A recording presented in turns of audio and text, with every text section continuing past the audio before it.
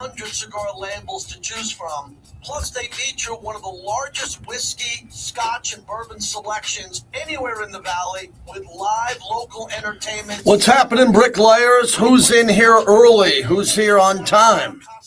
Who's ready to roll today? Hopefully everybody gets their notifications on their phone, their laptop. How do you get your notifications, by the way? I'd like to know that. And we'd like to have you jump in here. Appreciate it. Watch the must-listen monologue.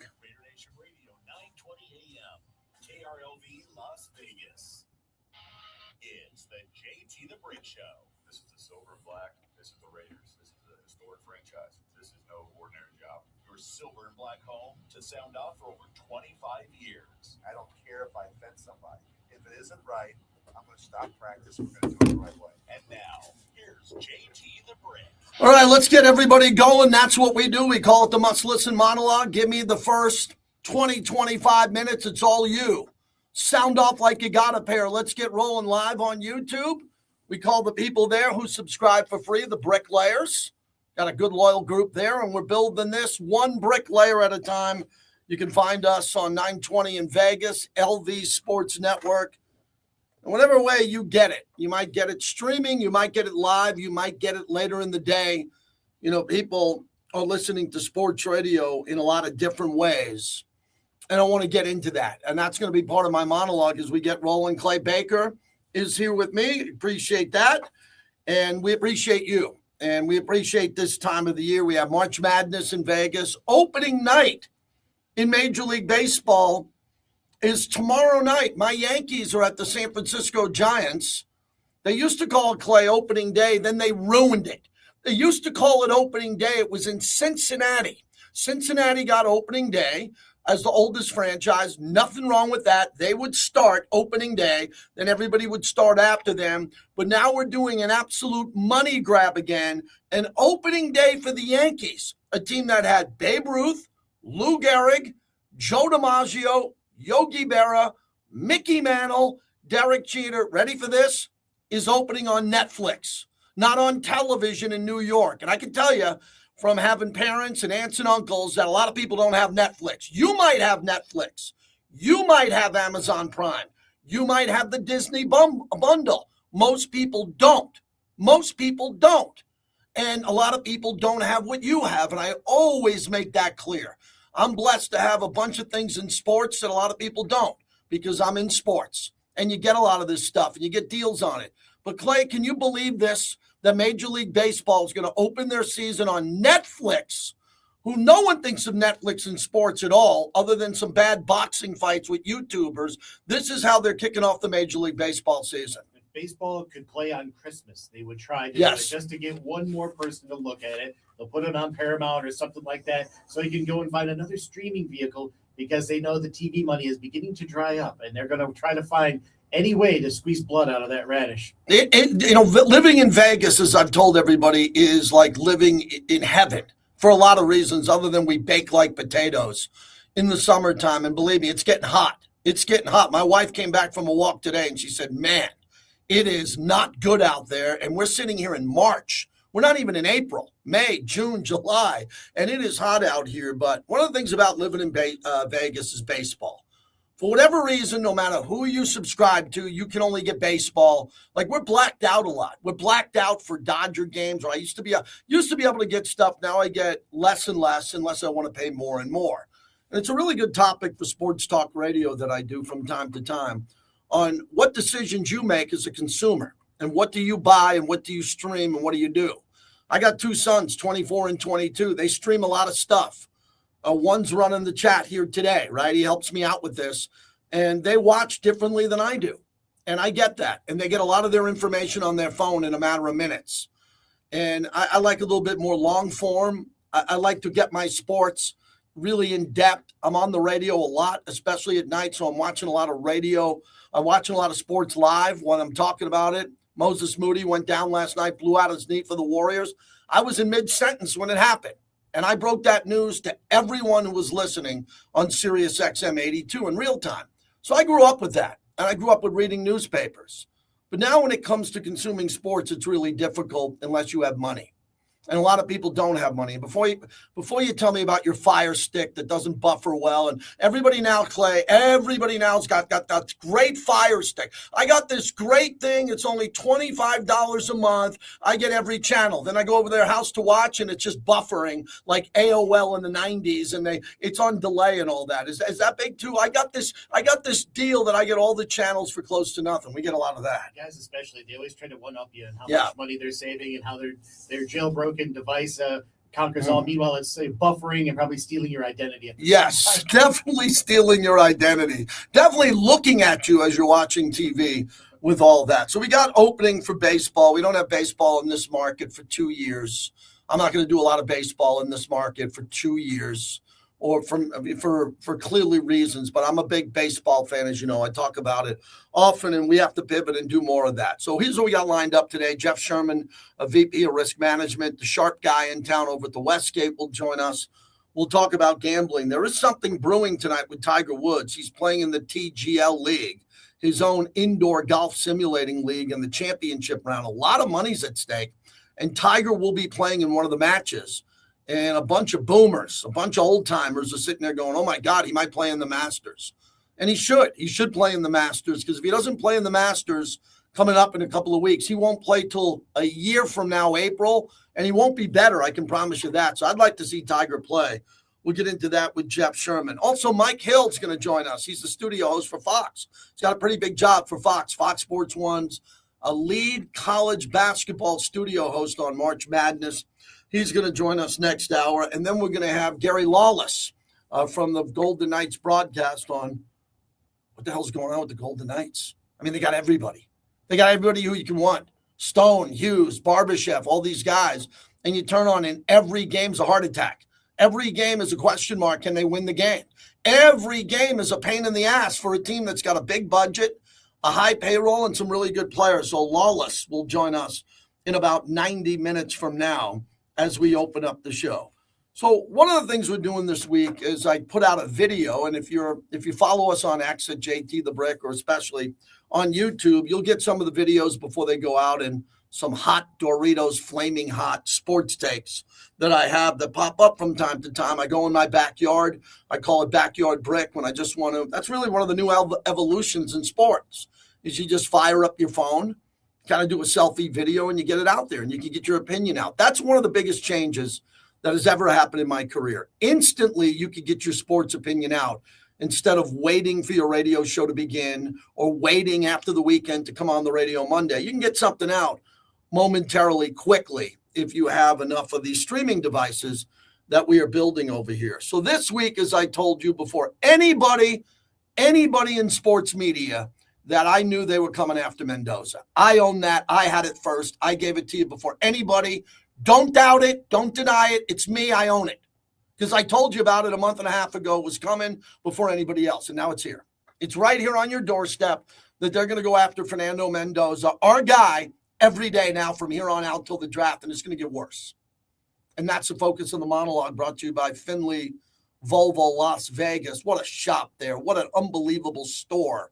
Are you kidding me? 215 in Rainbow. Go check in with Mike and get ready to get a new vehicle, or at least test drive one. If you do a test drive, I have a pretty good feeling Volvo will go to the top of your list, and you'll really like that. So the way I look at the Raiders for me has always been about loyalty.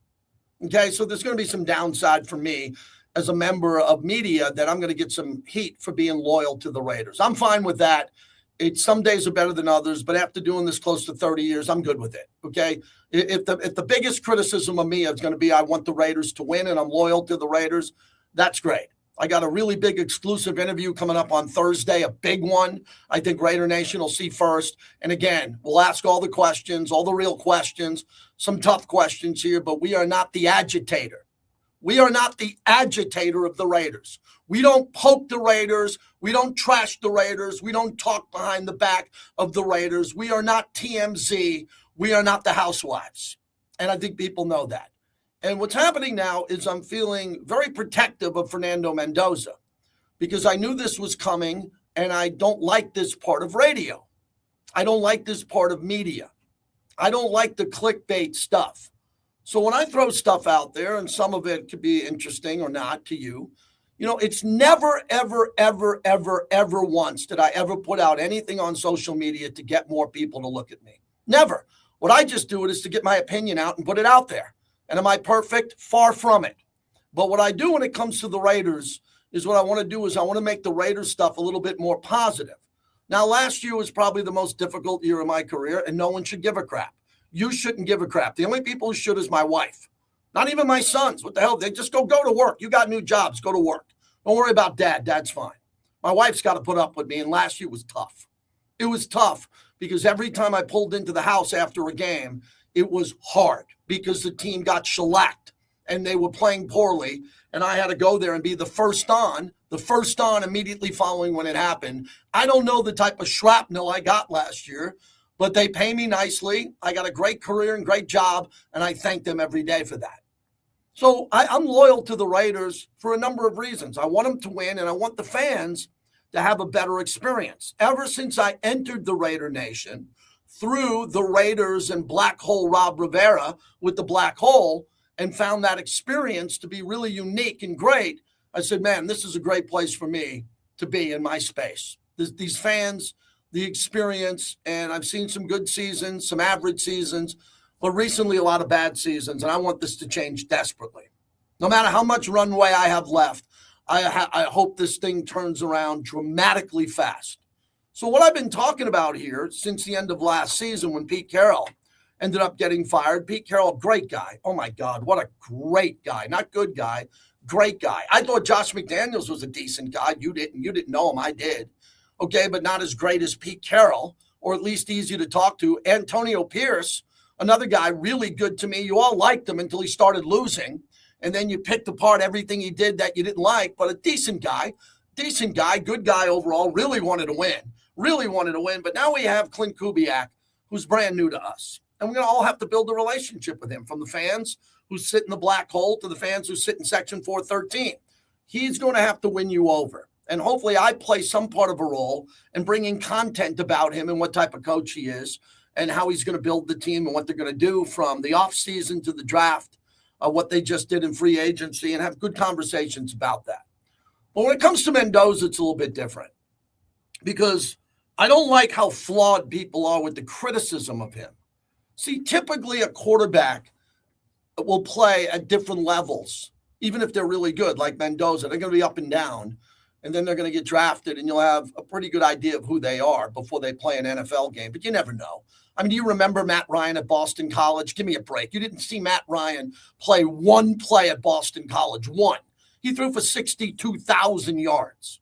I can promise you never watched one play ever of Drew Brees at where? Purdue. You didn't watch one play.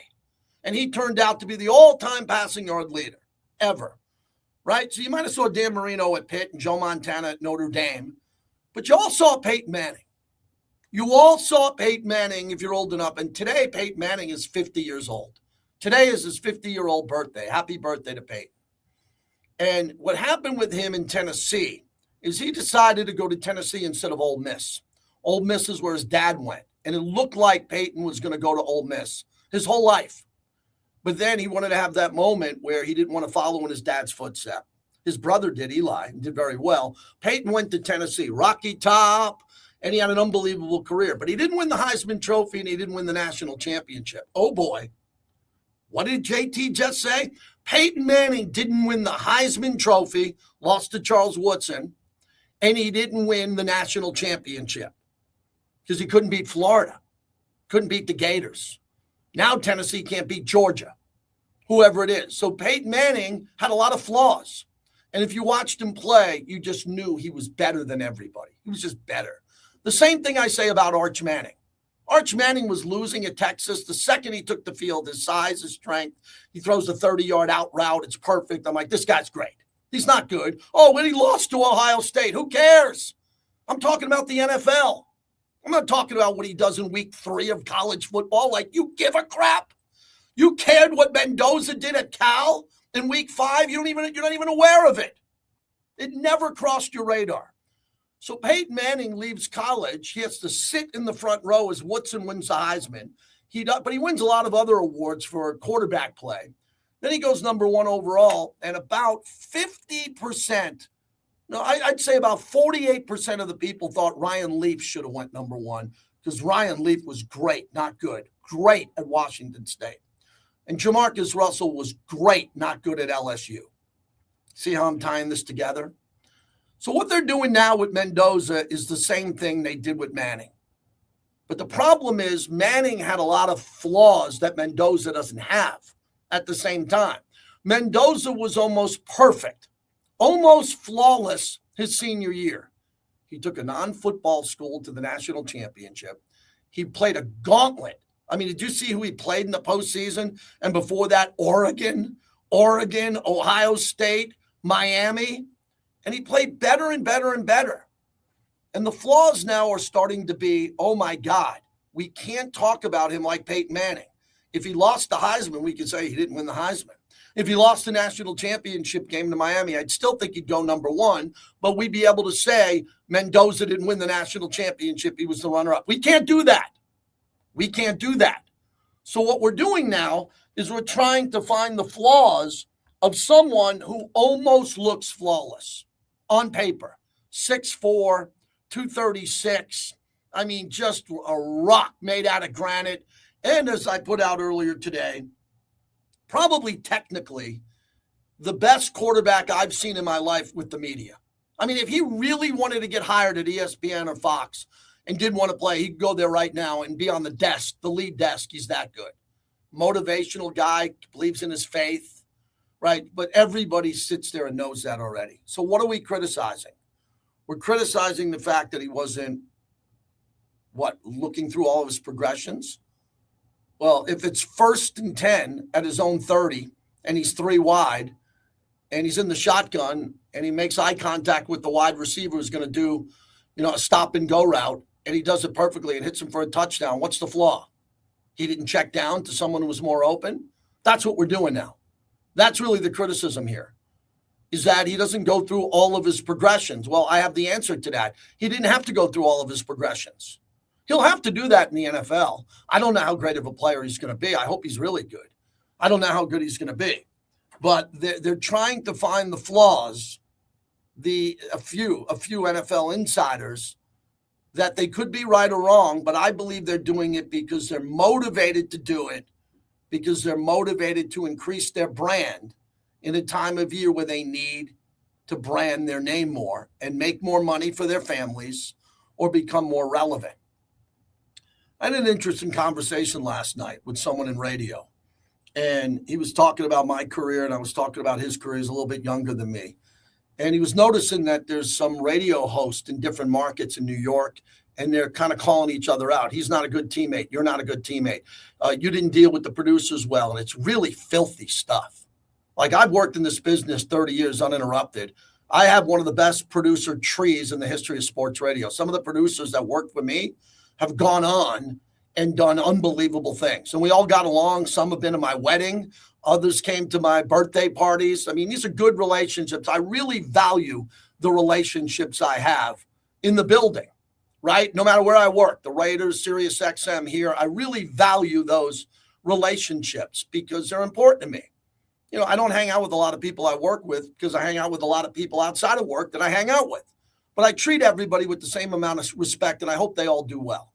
And a buddy of mine were talking about this topic, and we came to the conclusion that it's so competitive right now to survive in sports media that everybody's turning on each other now.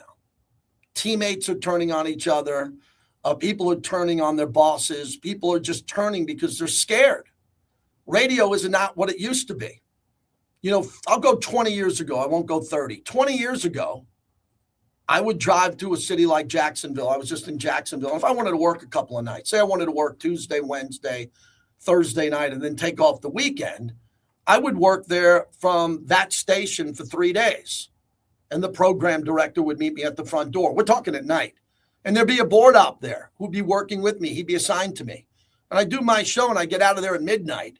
And the board op would say thanks, and I'd say thanks, and I'd drive home. That's gone. That doesn't happen ever again in the history of radio. No one in my place or behind me or better or worse is ever going to do and go to cities and do remotes Like when I started, Jim Rome was doing tour stops. He was selling out arenas. 15,000 people in Sacramento went to watch his show. Not 1,500 people, 15,000.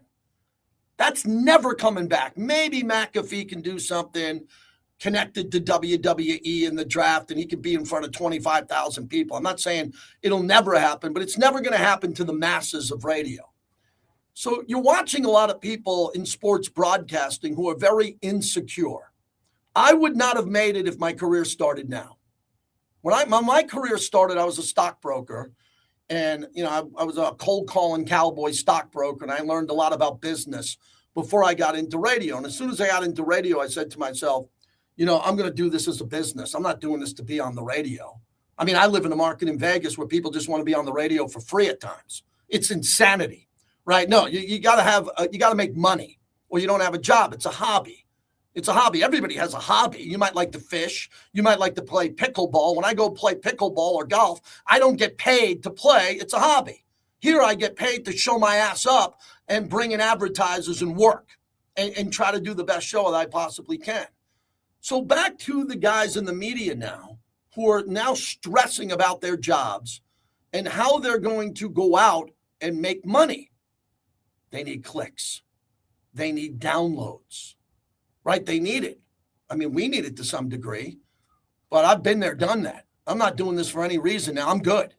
But people now that are 28 years old or 30, they need some clicks, because it's not like the old days in radio where you'd show up to a radio station, sign a 3-year deal with a 1-year option for $250,000 a year, and then sign a new contract. You're 6 years in radio. You made $1 million bucks or so before taxes, and you had your career going. Now that's gone. No radio station's paying. No one's bringing you in. No one's paying for the U-Haul to move. No one's giving you your first 3 months in an apartment. No one's saying anything. You're done unless you can prove that you can bring in revenue and be sustainable. And that's what's happening now to some degree on the click farming engagement of Fernando Mendoza. Tied that in nicely, didn't I? Because that's what I saw happening that most people didn't see happening.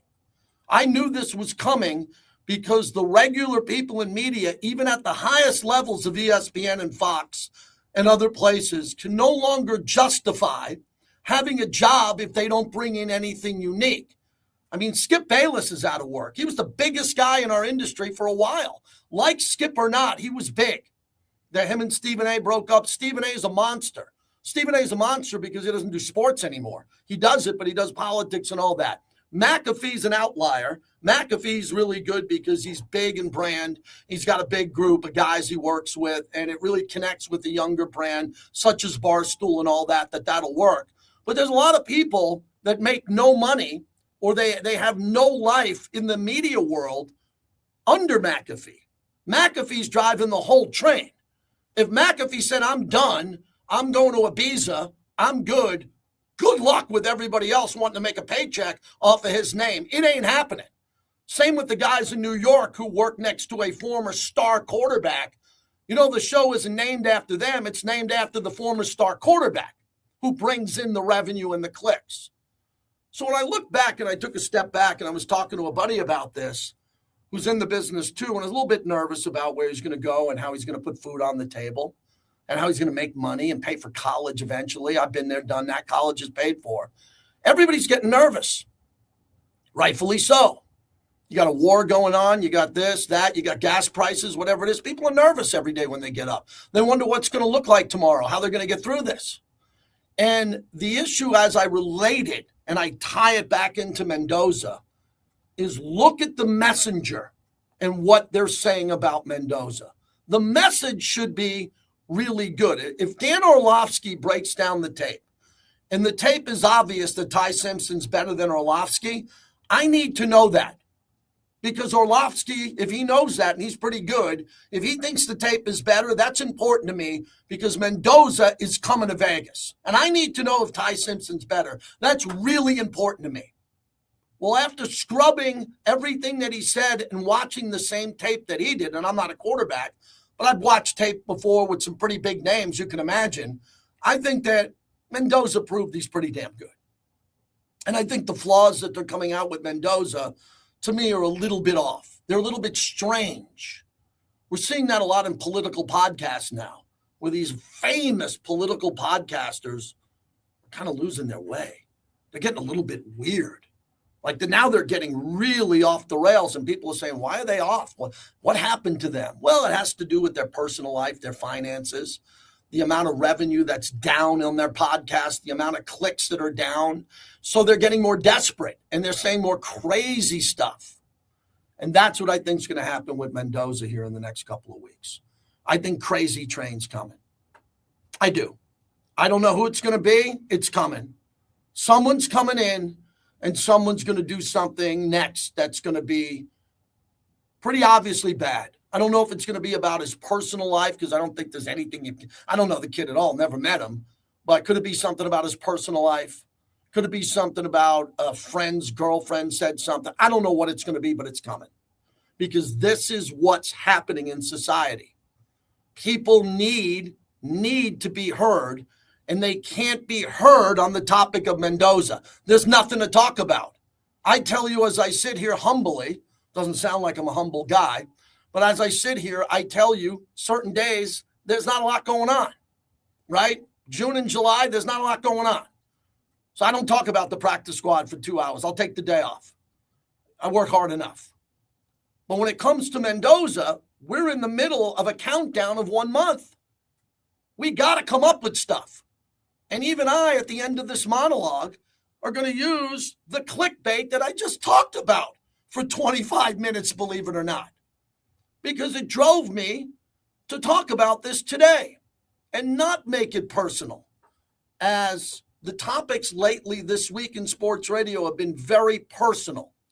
Jason Whitlock going after Stephen A. Stephen A. coming back and just lopping his head off, just taking him out, right? Two guys on WFAN, one former, current friend of mine, getting hit with a barrage as he lost his job. And it's getting personal because people are getting nervous about this space. I'll never be nervous about this space. Knock on the door, tap me on the shoulder, I'm good. But people are getting nervous now. So what they're going to do is they're going to drive their social media engagement to have the endorphin and the drip in their mind saying, even though I'm making no money on my podcast, I'm making less and less money on my radio show, this viral video that I put out, which people seem to like, man, I'm onto something. I'm onto something. I figured out something. I got to do it again. And then that's what happens. Then you just get addicted to that. And that's why some of these lunatic right-wing or left-wing podcasters go so off the rails, because they know the only way they can keep their income and their engagement up are conspiracy theories and crazy things that don't exist. But there's enough people out there to consume that and look at it, even though if they don't believe in it or not. So I don't know what to believe in Mendoza or not, other than the fact that he's really, really good. And there's not a lot to pick apart. But I feel like he's going to be picked apart, not over the carcass like a vulture, because he's too nice of a guy. It'd be like doing the same thing with Tebow. I've been using the comparison of Matt Ryan and Tebow, not because they're white. No, just because I think that's a good comparison. Matt Ryan is very similar in the style of play of Mendoza, great player. I mean, if you tell me right now Mendoza's career is going to end with 62,000 yards, I book that all day. I take that business all day. But Tebow was a really good, legendary person. What he's doing in his life with his faith and to help stop child trafficking and the big, big picture stuff is like global. To beat Tim Tebow is pretty successfully epic. Like, forget about football. No, don't judge someone by how many Super Bowls they've won. Judge them by their character and their overall accomplishments in life. And Tim Tebow's got a really good path going. I think that Mendoza is coming to the Raiders with the first pick overall. I would play him instantly. I wouldn't sit him, but I could be wrong. I think he's going to be good. I think he's going to have bad games. He's going to struggle. A lot of guys have bad games and struggle, i.e. Peyton Manning, John Elway, who got benched his rookie year. But overall, I think we're getting the right guy. And I think by protecting him over the next couple of weeks in a small way, in the little world I live in compared to Mendoza's big picture of the draft, I think that's what we should keep an eye on. Who's with the guy? You Raider fans take a lot of heat. You take a lot of heat year round. Some of you fans that take so much heat from the Raiders give me heat. And I'm with you. I'm trying to help you, man. I'm trying to protect your flank, and you take it out on me. Which I'm like, all right, that's just where we're at in society today. Don't let him take it out on Mendoza before he puts on the Flores 15 jersey. Don't let him do it. Go back at him, or don't engage in the farming. And that's the monologue as we open up the show. Now I open up the phones and see if there's anybody there. That's really what I do every day. And it's been pretty remarkable as I sit around and wait for everybody after I do 29 minutes of that.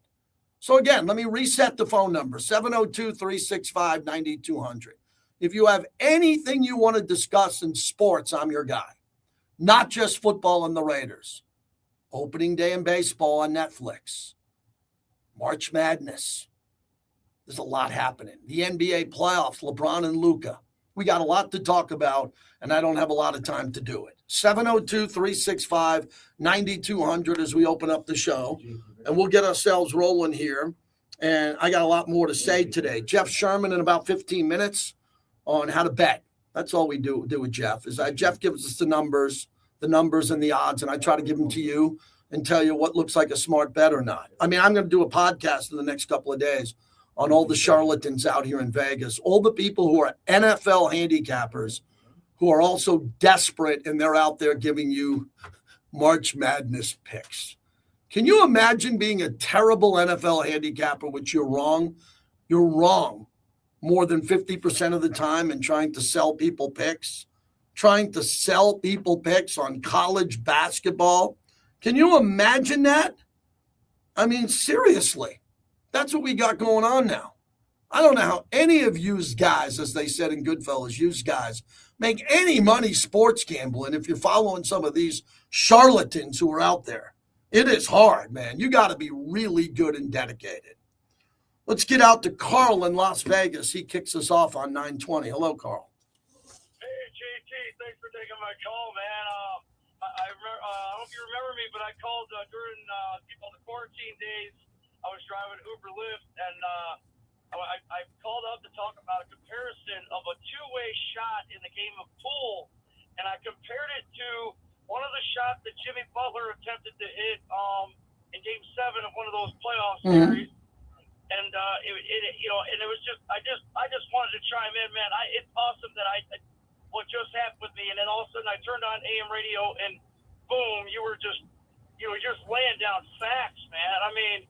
People are seriously like, instead of being genuine, I feel bad for these folks. Instead of being genuine and talking about the struggle, like you're talking about the struggle being an AM talk radio host, rather than like just looking to the hot topics and reposting them and stuff. You know, so thank you for being so honest with us, man. That's cool. Yeah, I'm always honest, man. I'm a flawed guy, but I'm never lie to you. I might exaggerate. I've been known to exaggerate, but I don't lie to you. And are you a Raider fan, Carl, or who's your team? Well, I tell all my friends and fans I'm a recovering Bear fan. Okay, fair enough. And you got to like Caleb Williams. He's a hell of a player. I don't know if Mendoza is going to be good as Caleb Williams. Oh, my God. Caleb Williams, the number one pick overall. That's a franchise quarterback, right? Yeah, you know what? I'll tell you what. Let me hit a Bears topic with you then. I'll tell you what. I'll tell you right now, Caleb played great. And here's where the Bears need to improve, okay? So when they locked up that division, they should have told the fans, hey guys, look, we know we could jockey around and try to do some stuff, but we're gonna go ahead and we're gonna play our starters for a quarter and a half for week 17 or week 18, whatever it was, and then we're gonna rest them for the second half and see where the chips fall. We're gonna celebrate this division win, give our guys some rest. I think that was a tired team at the end of that game against when they lost that last one. Yeah, they were tired. Yeah, let me jump in on that. I'm not into load management unless you have the home playoff game. And a lot of people said, and I appreciate the call, thank you, Carl, about what you said. They looked like their legs were shot near the end of the year, but that happens. I mean, you can't predict that. I mean, I remember Tony Dungy sat the Colts one year and they got beat in the first round. When you're a 1 seed, you're a top seed, or you come in and you're playing well, just let everybody play. Let everybody play. I'm all for keeping momentum. Momentum's really important. in sports. I got more calls to take, 702-365-9200. When we come back in about 10 minutes, we'll get Jeff Sherman. Jeff Sherman will join us. We'll talk to him from the Westgate. Gary Lawless from VGK. What's going on with the Golden Knights? I was planning the VGK victory parade. Like, I'm looking on what days I need to take off to go to the Stanley Cup on the road, no less. And might we not make the playoffs? Gary Lawless will tell us. And Mike Hill from Fox. We got a big show. We always do, because I'm always ready to go.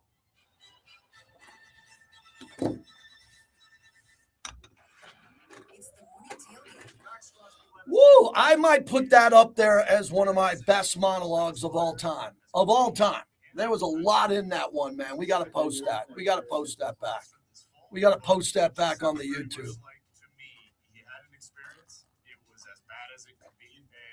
Yeah.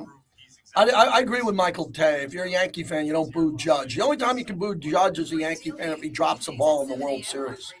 Snow Raider, what's up?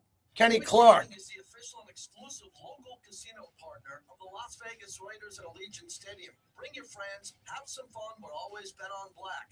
Visit their 10 casinos across the valley. Don't let the game get out of hand. Please bet responsibly.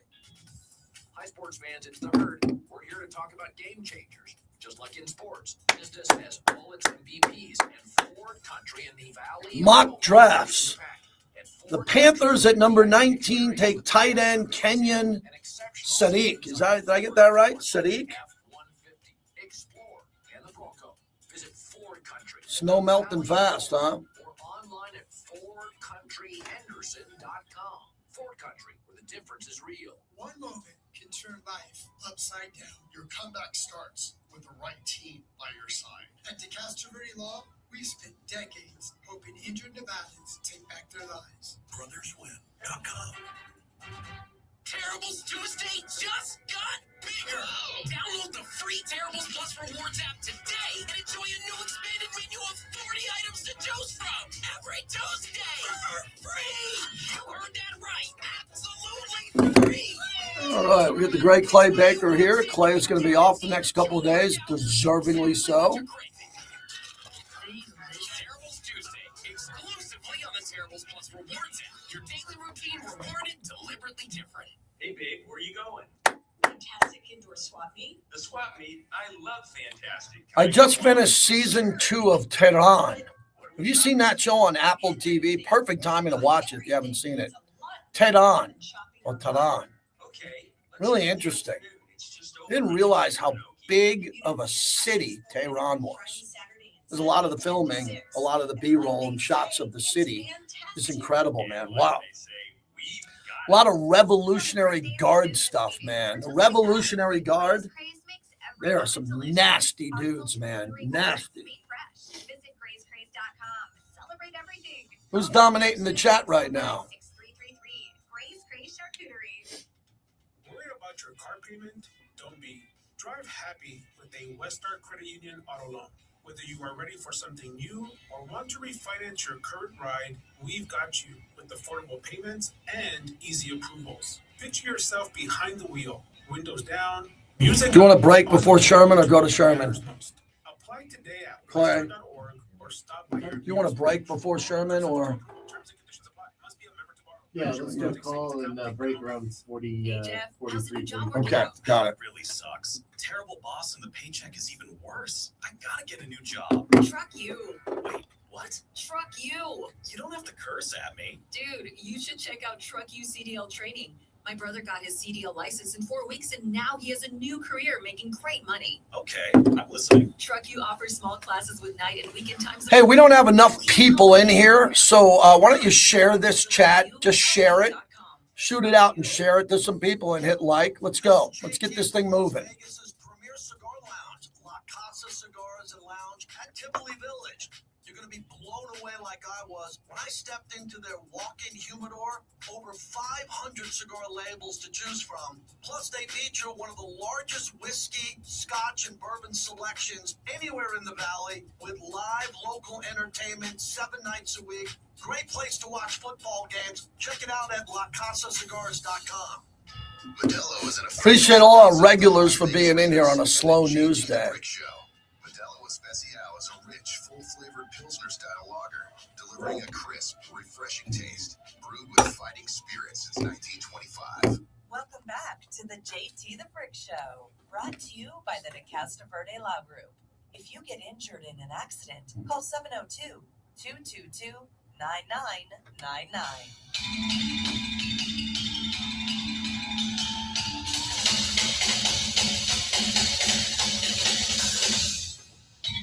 I think when you look at the body of work and what was asked of these two quarterbacks, you have to start with the question: who needed to do more to carry their football team? I think Ty Simpson is QB1. I think Ty Simpson is the best quarterback in this class. Got to get to the 8.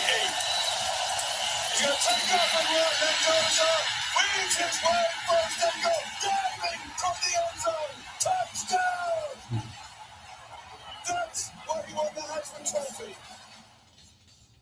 Who took more games over throughout the course of the season? Ty Simpson. It's not even close. He lines up as an H-back to the right. Here's the snap back. And the throw. Fernando goes to the end zone. Touchdown! Omar Cooper comes up with another brilliant play. And the throw by Fernando Mendoza was dead on the money. Clay Baker with a nice mashup there. Wow, really good. Mendoza, some play-by-play, and Dan Orlovsky. Dan Orlovsky is becoming famous, and he's not famous. He's good.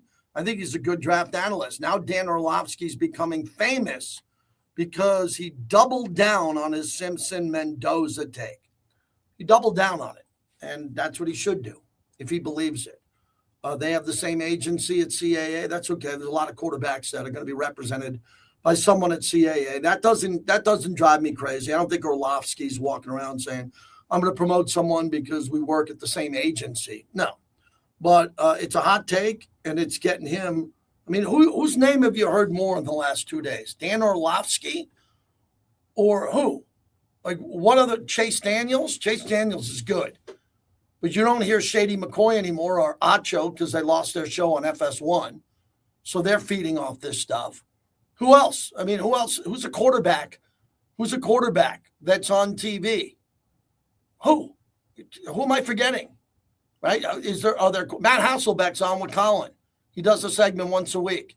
Orlovsky's on ESPN all day long, telling you at this point that he believes Ty Simpson has better tape.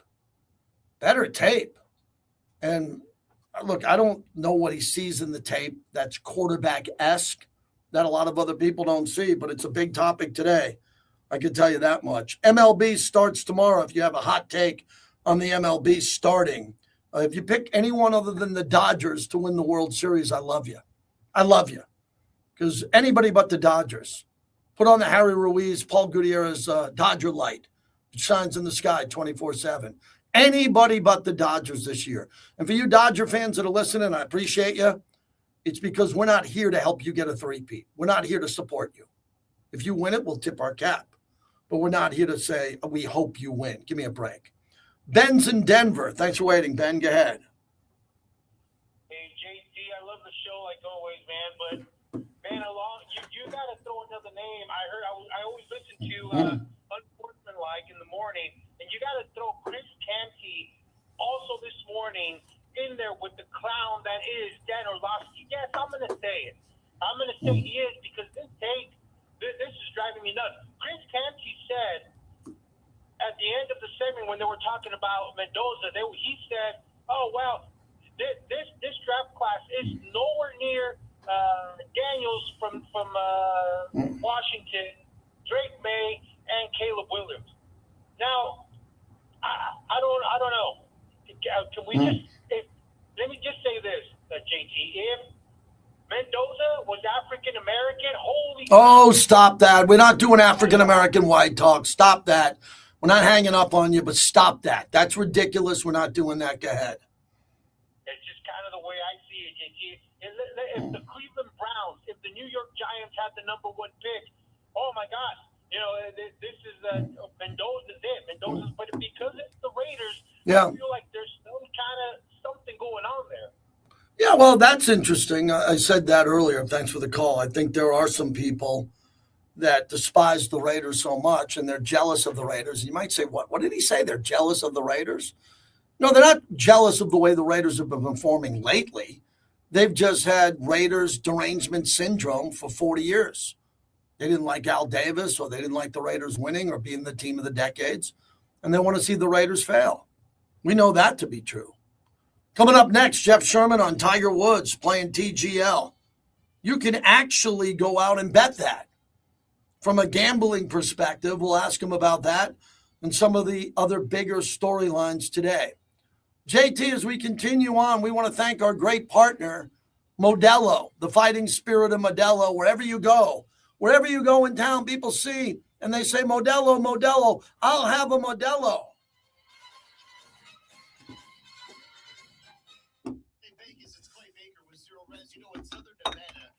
All right. Do I have Dodger derangement syndrome? No, I don't want the Dodgers to win. What's your problem? I mean, isn't that easy? Do you want the Yankees to win? No, I don't want the Dodgers to win. What more do you need to know? I don't know if I have any upcoming remotes. I think we're going to have one at La Casa Cigars pretty quick here.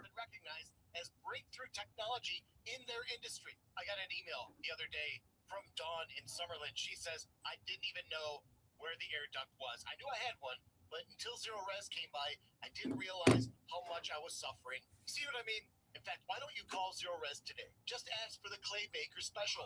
Can you believe Jacoby Brissett is the starting quarterback for the Arizona Cardinals? I mean, how do you sell tickets knowing that you have Jacoby Brissett as your starter, and we're sitting here in March? It's the Gardner Minshew signing that's going to keep him brought to you by Subaru of Las Vegas. March celebrates Women's History Month and International Women's Day, celebrating achievements, promoting gender equality, and supporting organizations like Girls Inc. and the Global Fund for Women. Find out more on Instagram at #Women's History Month. This Lotus Cares message is brought to you by Subaru of Las Vegas. That's easy. That's community. SubaruofLasVegas.com. Freddie, how are you?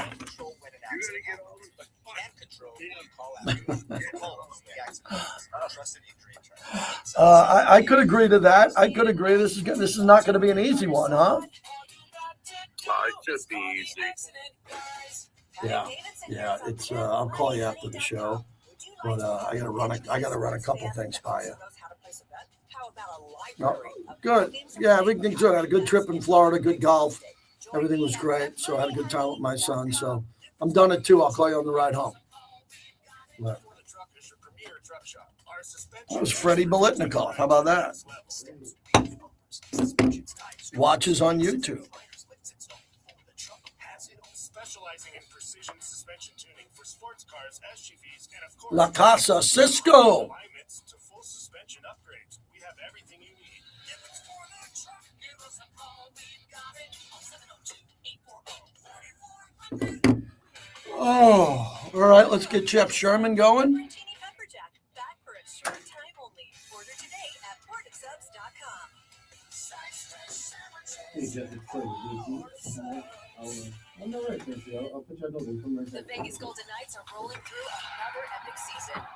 And there's nothing more refreshing than an ice-cold Surfside to enjoy while you cheer on your Knights on the ice. Surfside is only 100 calories, 2 grams of sugar, and 0 bubbles. That's right, no carbonation. So it's easy to sip and enjoy. It's not seltzer, it's Surfside, official partner of the Vegas Golden Knights. Sold in arena and at bars, restaurants, and stores near you. Must be 21. Please drink responsibly. Welcome back to the JT the Brick Show. Brought to you by Local 872, your workforce solution. No foul. Inbound comes the goal. 3 seconds, 2 seconds, throwing. On the drive, to the rim. Layup is good. Layup is good. St. John's wins it. 67-65. The St. John's Red Storm into the Sweet 16 for the first time since 1999. Oh, the Johnnies, led by Rick Pitino. Man, they have a gauntlet of games still in front of them. JT, back with you. We love going out to the Westgate. Love the Westgate, the sharpest book in the history of Las Vegas. Jeff Sherman joins us, the Senior VP of Risk Analysis. And let's start off, Jeff. First off, before I get to March Madness, Tiger Woods golfing in TGL. Obviously, there is a handle on that. for those who partake. I see a lot of people in Florida all over that. But what does it get people thinking about Tiger if he plays well tonight to play at the Masters? Yeah, that's the question is, will he play at the Masters? But if he plays well, and obviously he doesn't have to walk here, but it's going to get everybody thinking that he might be ready to go. And he's currently sitting at 500 to 1 with his questionability of even playing. So it'll get people start betting him if they see him hit some shots and that momentum starts building. What about Scotty withdrawn from the upcoming event here at the Texans Children's Hospital Open as a tune-up? That's what it would be for Augusta National and the Masters around the corner. Does this affect the odds at all for Scotty? It doesn't affect his Masters odds, but it sure did affect everybody's odds in the Houston Open. I had to close that out and adjust everybody downward, and that took a bit of time, but it's understandable with his wife having their second child. What about Koepka? Is Koepka playing better? I watched a couple of holes of him overall, but I'm just wondering, to get off a live, get on the PGA Tour, play again. Is this going to take some time here, or is there a handle on him every time coming out where bettors really like him going forward? No, he has been playing better, and we've seen it show up. It's translated at the betting window, too.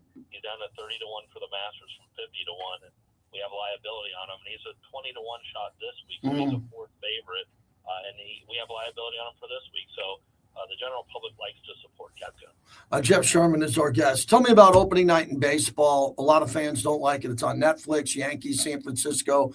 Then we jump into the slate in March when we used to do it in April. I obviously begin with the Dodgers and their odds to win the World Series in the National League. I'm assuming they're a heavy, heavy favorite for a three-peat. Yeah, they're down to 2 to 1, and we did start them higher than that. So we've seen some support to get them down to 2.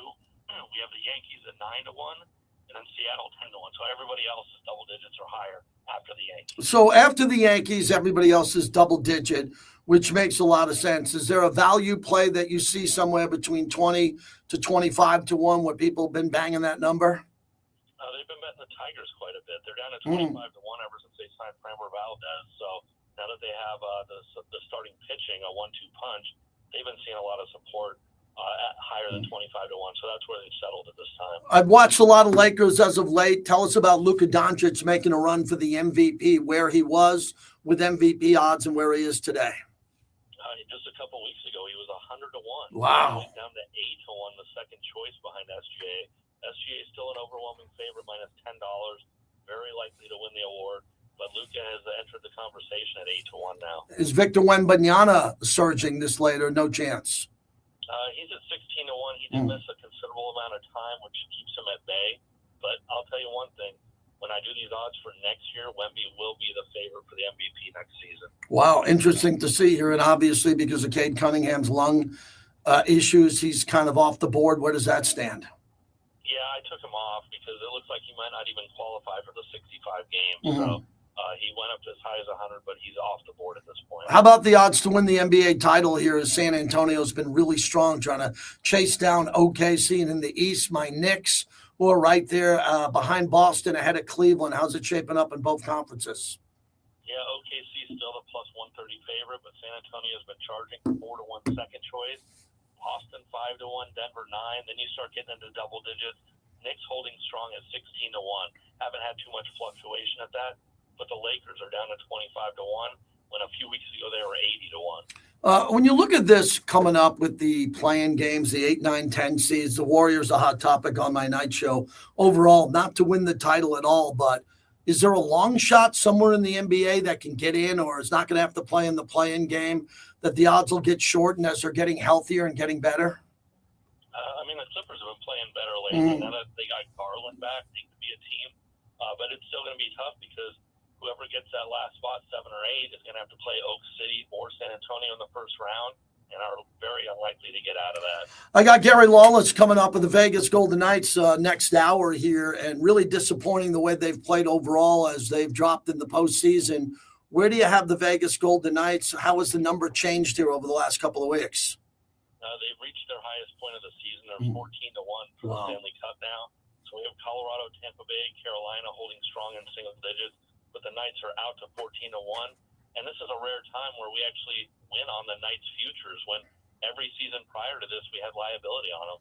And Jeff, finally, tell everybody coming out in a month again, and I apologize for not knowing all the details on the handle or the gaming opportunities? Is there something exotic with the NFL draft? We know Mendoza's going number 1 overall. Not a draft pick to change the future odds of winning, but what's the concept with the draft and those who want to gamble it?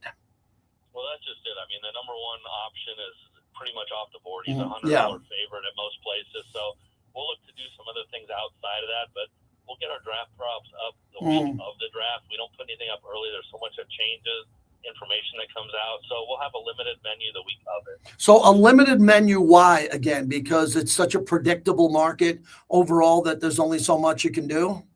Well, that's just it. The books have not had success on this year in and year out. Okay. So we just try to mitigate our liability on that and, just offer something for the small better, but try not to get too hurt on it. Tell us what's coming up for opening day over at the Westgate. I know you got a lot of promotions there, a lot of people in town, the sharpest of the sharps that we've talked about over the years, love betting baseball. Are people coming in droves here to bet the overall number here? The when you look at the win totals for baseball with the game starting tonight, when do you close the window?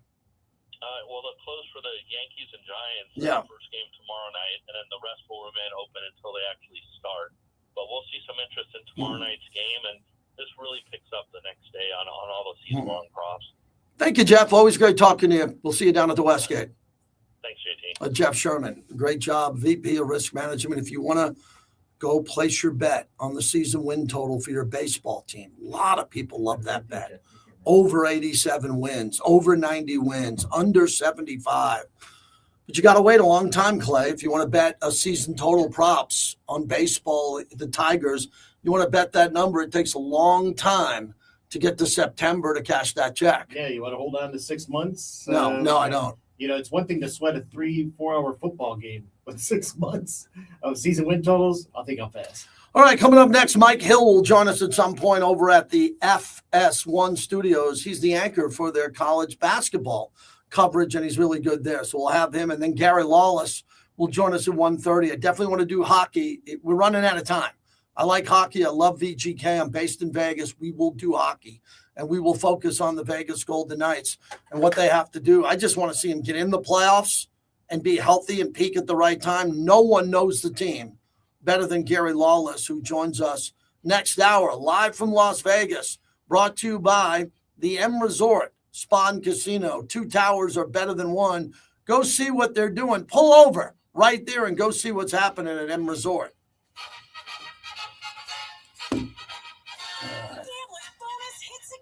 Be right there, everybody. Be right back. 4 aces, clearing her Gambler's Bonus 4-of-a-kind bingo card for over $10,000. Michelle hit big and so can you with Gambler's Bonus. It's why you play the game. From birthdays to business meetings or just because, Craze makes every moment delicious. Artful charcuterie boards made fresh. Visit GraceCraze.com. Of March, we had St. John's in Kansas, A-Cup with Arkansas. Some of the older coaches, Calipari, Patino. Give me a big picture first on how we got through the first week and cut it down to the Sweet 16. Bring your friends, have some fun.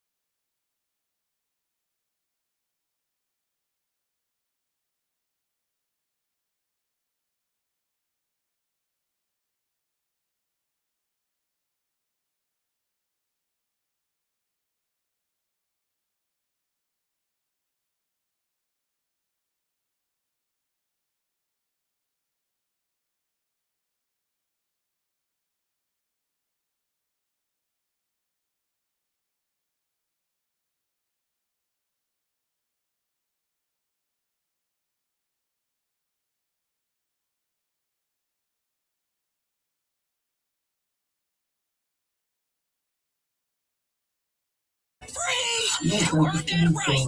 Absolutely free. So no matter which one of you walks in, you can guarantee that you'll walk out with exactly what you're craving. Terribles Tuesday, exclusively on the Terribles Plus Rewards app. Your daily routine rewarded deliberately different.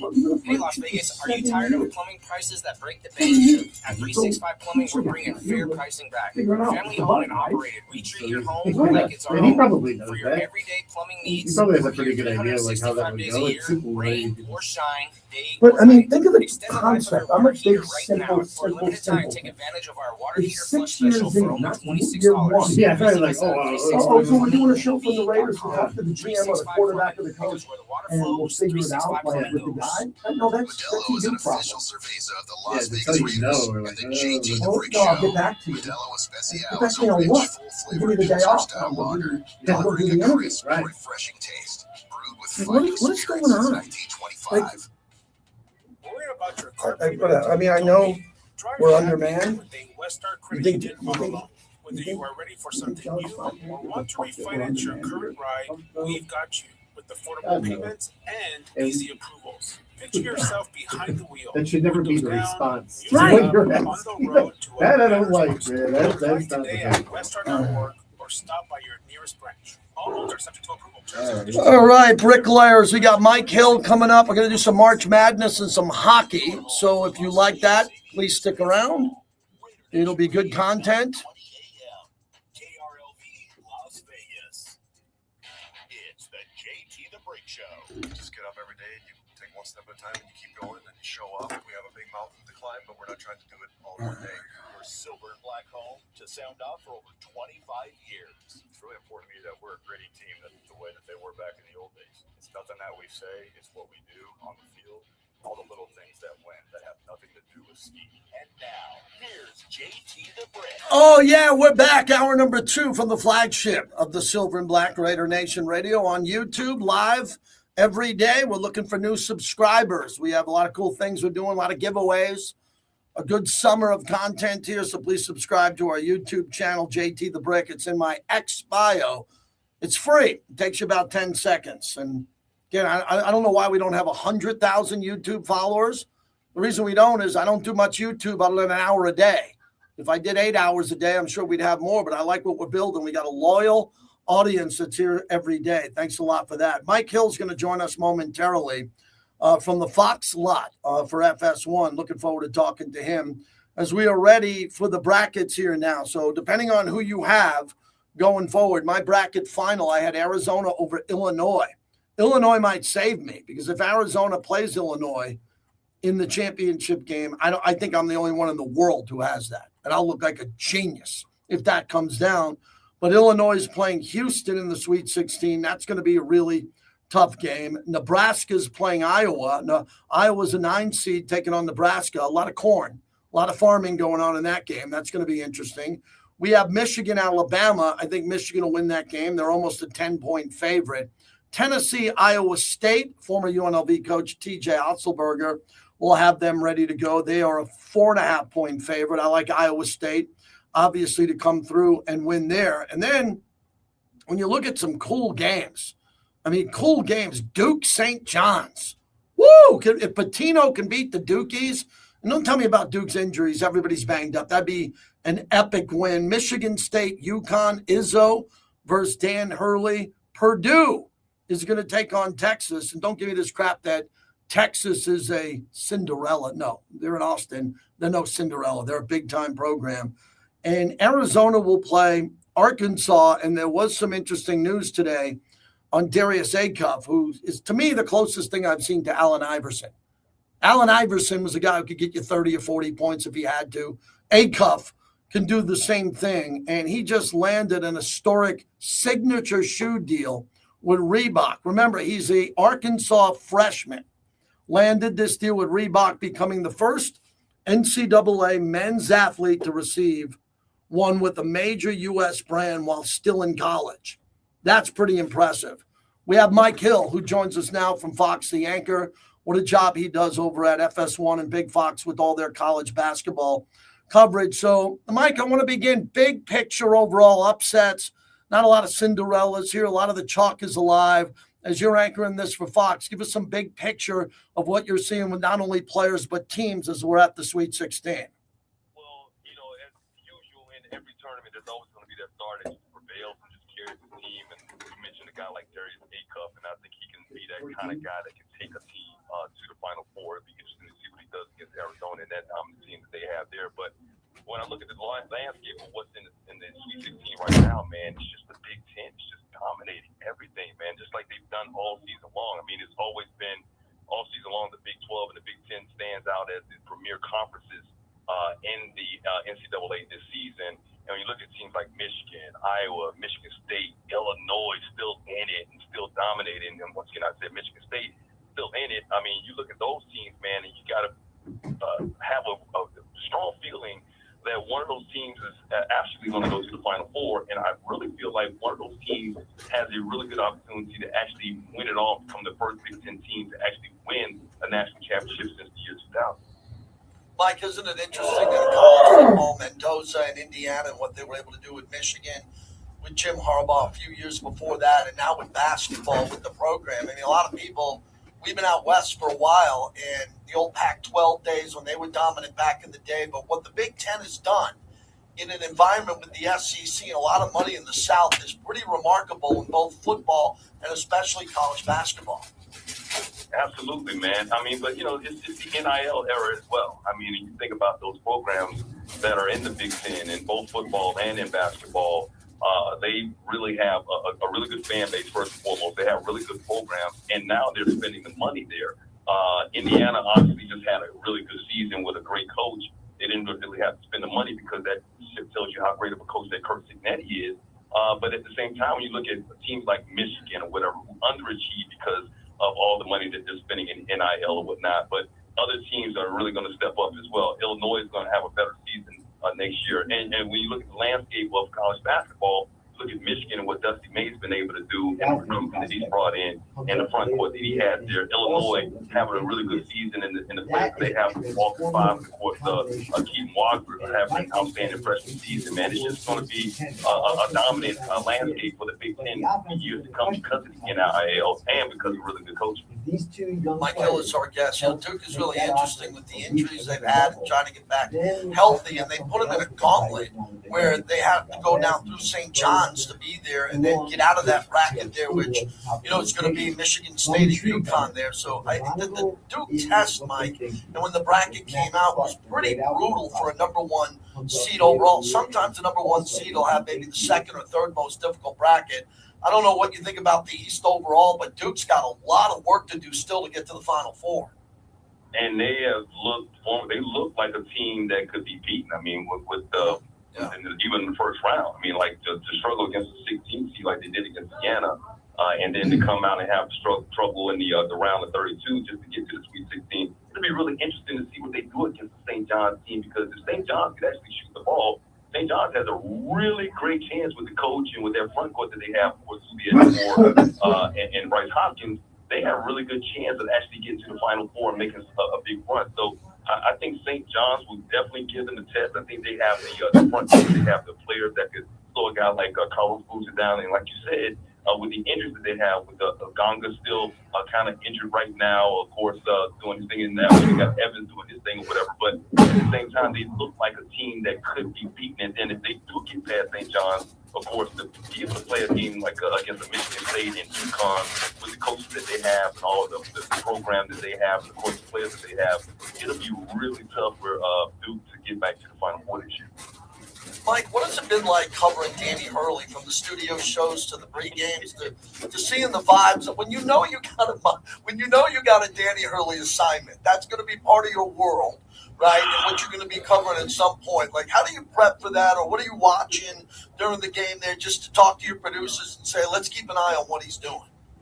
Man, I wish we had a camera in our green room when we watch the UConn game, because the game is one thing, but watching Danny Hurley on the sideline is another thing. Obviously, he's proven himself with 2 national championships and having a really good team and having the opportunity to go to Lakers and turn that down and come back to UConn and still having a really good season this year.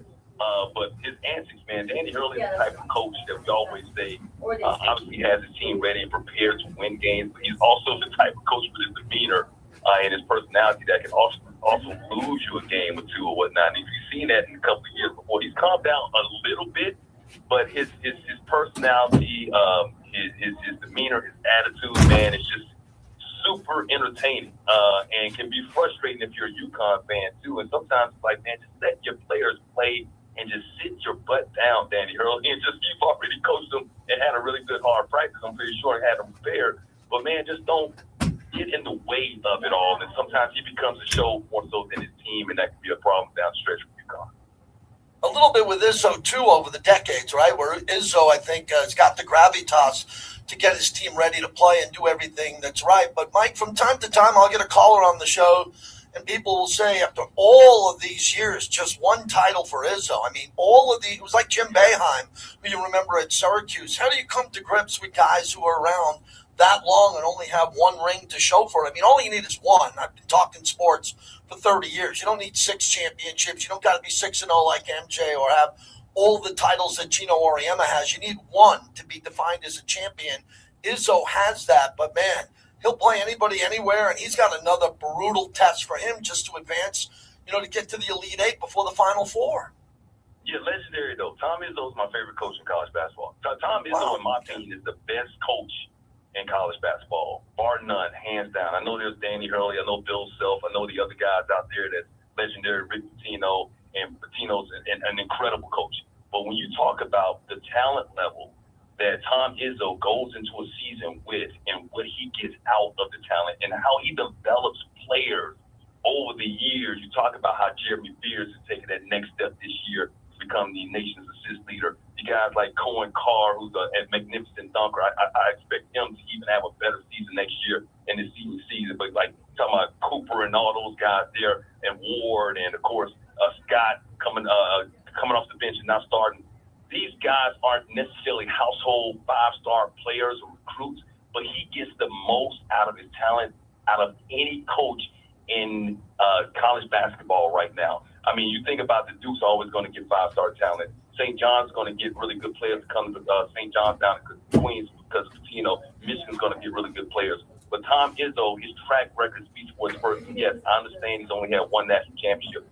But the fact that he's gotten his team to 27, 28 straight NCAA tournaments and counting, and the fact that he's got a team this year that nobody expected to be great this year, in contention, if he can get past UConn and really have a really good shot to beat Duke and get to another Final Four, I think it's an amazing job that Tom Izzo has done and continues to do at Michigan State. So nobody can say anything negative about Izzo.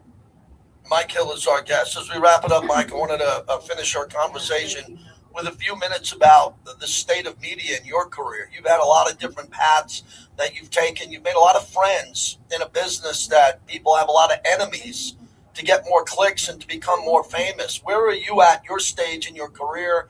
What you've done in the past? You got a couple of big platforms and seats that you anchor now. What are you looking to do next? What's next for you? Man, thanks for asking that question, man. Things have changed so much since, we came into this business. I've been doing this for 30 years, been doing sports for 32 years. And things have changed, man. I think a lot of times in sports, and I understand we have opinions and hot takes, and it's great. I'm all for that, and the barbershop talk and first takes and all the first, speak for yourselves and all that type of stuff. I'm all for that. But I want the fun to come back to sports, man. I want us to have conversations in sports. I want us to have debates without the yelling, screaming, and putting players down. So that's why I've kind of pivoted a little bit, JT. I've kind of gotten some more entertainment, doing things behind the scenes. I'm executive producing the Terrell Owens documentary that's coming out on Amazon later this year. I've gotten into stand-up comedy and doing other things because I still, at my age, I'm 55 years old and I've been doing it. I still want to do this for another 15, 20 years. I want to have fun, man. I want to enjoy it. I don't want to have to talk about is LeBron better than MJ all the time and then have to put LeBron down because I'm an MJ guy. I don't want to have to do that. So I understand there's a place for it, but I also think there needs to be a balance for the world of sports so that we can actually talk about sports and enjoy the entertainment value in the game of sports, because at the end of the day, it's still a game, but sometimes we take it way too seriously. Yeah, I'm happy you said that because you're in a path too, and especially being in the Fox lot. And I was at Fox Sports Radio for close to 17 years, and all the other spots that I've been at. You're you're on the campus of Skip and Shannon and a lot of the embrace debate that was going on, and you're seeing, people going back and forth on ESPN out of Bristol here. And then you have the advent of Barstool, and you see the growth of McAfee and everything.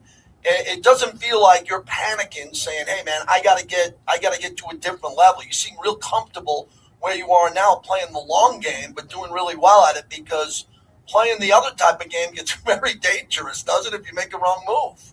Yeah, it can, and I gotta admit, there's a little bit of a conundrum for me in my career, man, because I know I thought I had to pivot. I'm like, man, I was thinking about it tonight, man. Should I start my own little podcast and just go in it? Because I have opinions, I really do, and I can be critical, but I don't want to be overly critical, and I don't want to sell my soul for the sake of clicks or notoriety or just to stay relevant in this game, man. Because I think, like you said, man, I developed over the last 32 years, I hope, a pretty good name for myself with everything I've done for ESPN and Fox Sports and other outlets and whatnot. And I think that's really important, because at the end of the day, you want to keep your name. You don't want to be known for somebody that's just out here trying to take a side and knocking people down just for the hell of it, just so that you can get clicks and you can stay relevant. I've seen too many of my colleagues do that over the years. I'm not naming any names. Once again, each his own. You can do whatever you want to. But at the same time, I refuse to sell my soul for that, man. I still feel like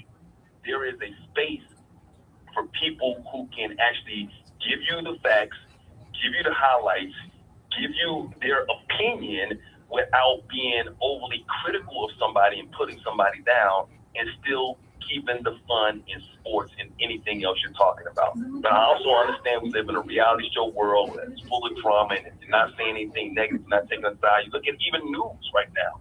If you're not taking a side, if you're not Republican or you're not Democrat, if you're not leaning far to the right and not being leaning far to the left, you're not getting the ratings. So am I blaming my colleagues for what they're saying, or am I blaming the consumers for taking that in, and that's what they crave right now? But I hope that there's still a huge audience out there that craves just the goodness in sports and anything else we're talking about, so that people like myself can stay relevant and continue to have fun and continue to give them things that they can be proud of, and not something that they look at and want to turn their radio off and scream at the radio or curse me out because I said it. Mike Hill, last one. What's it like doing a stand-up set? The anxiety before the preparation, knowing you're going to have to let it fly, knowing who worked before you in the room, who's coming on after you. Give us a little story about getting up doing stand-up as you've evolved into that space also. I don't know if you've ever been pulled over by the cops and you know you've done something wrong. But you know that hot feeling that you get in your stomach and your chest, that's how you feel. Like, okay, was I speeding? Do I have anything in the car? Was I drinking too much? All that type of stuff, man. But you know what? It's also exhilarating. It really is, man. I got to stand up 2 years ago, and this has really been my therapy, man, because a couple of years ago, I kind of went through a dark period of my life, and I just needed to come out of it, and stand up has been my therapy, and it's really helped me out a lot. And over the last 2 years, man, I've been able to do all the major clubs here in Hollywood, and from the Comedy Store to Laugh Factory to the Improv. Several times I'm doing the Laugh Factory, as a matter of fact, this Sunday on the big show, and I've been able to do a national television appearance on Byron Allen's Comedy's Unleashed. So it's kind of worked out for me, man, and we'll see what kind of career comes out of it, man. But being on that stage is a different animal, and I will say that being on that stage and doing stand-up has actually helped me on set, on television. Even though I've been doing it for 30-something years, man, it's given me an extra boost of confidence knowing that if I can go out there and I can stand in front of 200, 300 people and make them laugh, that I can do whatever I want to on the set and not have any worries or any quarrels. Wow. Great catching up with you, Mike. I hope we can do something long form on a podcast, have a really longer conversation. Really enjoy this, and the best getting us all through March Madness on the back end of this. Continued success. Anytime for you, my brother. You're a legend in the game, man. So anytime you call me, I'm there for you. Thanks, Mike. Mike Hill. Good to catch up with him, man. Been a while, been a minute with him since I talked to him, and a good guy overall there. Interesting how, I opened up the show with the monologue on how a lot of people are trying to find their way in media, and he's got a big job, and he's doing stand-up now. And he's doing a lot of other things there to try to keep doing great things. So nice to catch up with him. It's been a minute. 702-365-9200 if you want to get in. We're going to pivot to Gary Lawless Coming up here at the bottom of the hour, more sound coming in from Dan Orlovsky, doubling down on Ty Simpson over Fernando Mendoza. Do we have that, Clay, from what he said earlier today? So there's more sound on what's happening there, which I think is a big topic here. I know a lot of other shows are talking about this too, the Mendoza-Ty Simpson comparison. If you're joining us late, this is the latest from Dan Orlovsky. The agents work for us, not the other way around, just so everybody knows. They're employed by us. Respectfully, that's how the business model is. CAA is a very big agency. They have a lot of people. That's all I'll say on that. Okay, good. I do think it's pretty unfair just to naturally piece you together, because CA does have people that have Fernando as the number one guy as well, and it's like, well, you don't think they're telling them. So it is fascinating that you take that. But on that note, I think it's because it does feel like you have to be getting paid by somebody to come as strong as you're coming right now with Ty Simpson, with how Fernando potentially finished the year last year and played his football kind of life at Indiana. I would just say I'm not nearly important enough to CAA financially for them to pay me to say something about a guy who might be the 20th pick in the draft. Okay, so it's not worth them. I don't make enough money for them to pay me money to say that. But people can think what they want. There is no motive. We will. I am trying to make more money. If that is, I'm sorry. Go ahead, That was a great take. There is no motive behind this. There is no ulterior motive behind this. Yeah, he says there's no motive behind this. So Dan Orlovsky is doubling down, completely doubling down, that he thinks Ty Simpson is going to be a better NFL prospect than Fernando Mendoza. I don't have a problem with that. I have a problem with how he's saying it, with what he's saying on film, which I think is pretty weak. I do. I think basically what he's projecting is Mendoza played so well, I didn't see enough tape of him playing poorly and what he can do in a tough situation. Basically, that's the way to describe it, if I nailed that, is that there's not enough information that Orlovsky has of him playing in a situation where he's running for his life, right? He's running for his life. He's in trouble. He can't make a play because the pocket's breaking down, and he makes a superstar play. Okay. Why? So we played on the best team. They won the championship. It looked easy to Mendoza.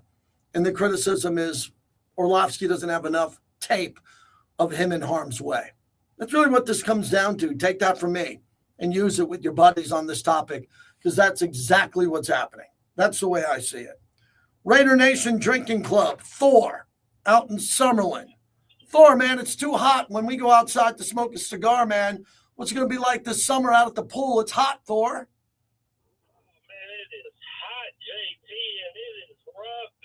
Hey, I'm feeling better. Last time I saw you, I was a little struggling. I'm feeling a little better now. I'm actually going to meet a friend and hopefully get him to head over to La Casa, have a stick and a drink or whatever. Anyway, down the last JT, who cares? Everyone has an opinion. He kind of say whatever he thinks or whatever he may or may not feel. I personally kind of was like, and I'm a Cal fan, so I like Mendoza, but I was kind of on the same boat at first. And when I watched those games, I was like, this is not even a question anymore. And like it was like, oh, 50-50 either way. Now after I've seen what he did under pressure in real games, so what that your team is better and you didn't have Tom Brady had the best team all around him his whole career. Like, stop it. The guy showed up when he counted. He did it under pressure of a national championship for a team that no college football fan ever thought was going to win the championship. Give him his due. Hey, people got to say what they got to say. They got to try to get their views or their whatever. What? That has nothing to do with what's real. What's real is we think Mendoza is the guy that is going to help turn this organization around. Who cares what Dan Orlovsky has to say? Who cares what anyone has to say? There are always going to be people who want to disagree with you, that call it hate on the Raiders or whatever team it may be. Okay. There's always haters. Let's go. Who cares? Yeah. Take them off. Let's go. All right. Well, I will see it. Thank Thor. I would say this, that I am open to other people's opinions. My opinions are really strong.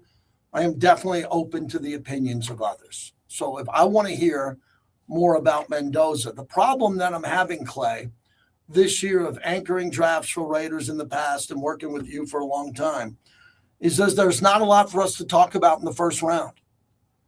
Everybody understand that? We're the radio station of the Raiders.